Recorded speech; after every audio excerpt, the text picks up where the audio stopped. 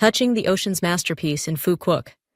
Setting sail into a dream, this morning, the sea of Phú Quốc was still, like a watercolor painting untouched by brush. The water, crystal blue. The sun just beginning to spill golden light over the gentle waves.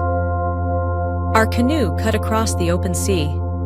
At the front sat Minh Mèo, my wide-eyed little boy, asking again and again, "Dad, will the fish look at me underwater?" Next to him, Khoai, my mischievous nephew, was gripping his snorkel mask like a priceless treasure. "If I see a sea turtle, I'm swimming right after it," he shouted, laughing. Surrounded by the sky above and the sea below, the three of us were heading not just offshore, but toward a hidden world, a place no road leads to, the bottom of the ocean, the quiet before the dive. We stopped in the middle of a vast, deep blue. No land, no shore, just wind, waves, and shafts of sunlight dancing on the surface. It was Khoai's first dive. His nerves showed in his tight grip on the railing. I adjusted his mask, smiled, and reassured him. "Don't worry. What's down there is more beautiful than any dream." Minh Mèo was already grinning ear to ear, puffing his chest. "Dad, we're like treasure hunters, right?" And then we counted together. 1, 2, 3! And we plunged into the sea, meeting the masterpiece. The moment we went under, everything changed. Sound disappeared. The world fell silent, like we'd just crossed a portal into a dream. And that dream was more magnificent than I could have imagined. Beneath us stretched an entire coral kingdom, ancient, living, vibrant. Some coral looked like stone forests, others like chandeliers of color, red, violet, amber, ivory, waving gently like underwater flowers blooming in slow motion. Khoai clumsily kicked toward me, eyes wide behind his goggles.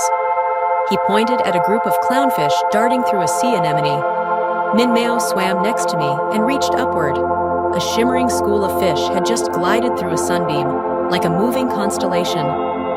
Then, silently, a sea turtle passed by. We all froze in wonder.